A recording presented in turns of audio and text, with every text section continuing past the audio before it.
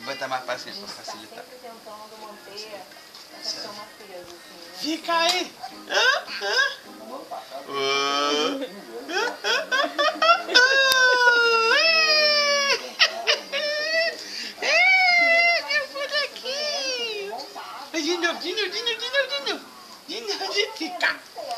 Fica aí!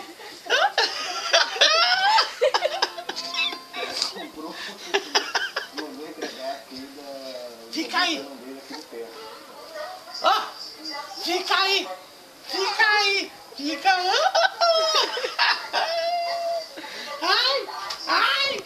Ai! Tô caindo, papai! Fica aí! Fica aí, hein?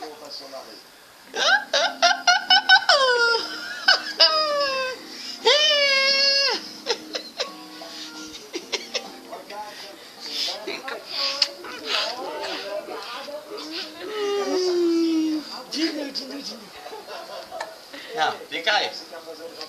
Fica aí. Pois é. Fica aí. Fica aí.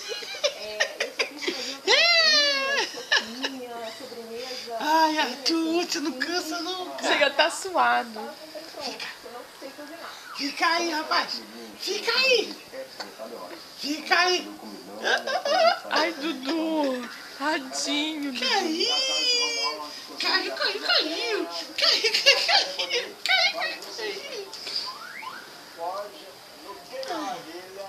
Não, espera. Sim.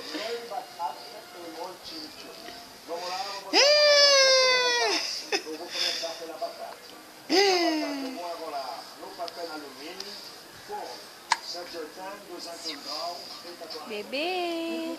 Oi, bebê. Oi, tá com soluço? Tá cansado? Ai, mamãe, eu tô suado, mamãe. Tô suado. Tô suado, mamãe. Hein? Ai, que lindo. Aí eu vou fazer de olho. Aí começa a colocar uma coisa ou outra. Aí normalmente eu exagero pra mais. Gostoso. Eu gosto demais.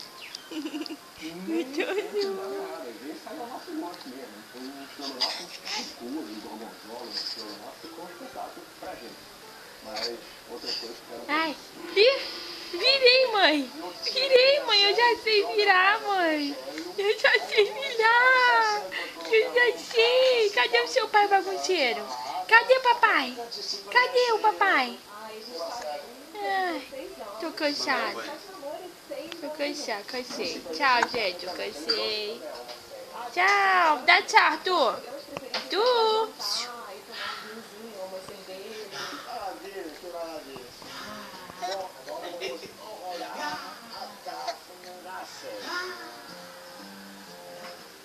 O Marcelo, ele te ajuda muito em casa. Marcelo cozinha assim é trivial, no dia a dia. Se ele não cozinhar, ele não vai ter que comer.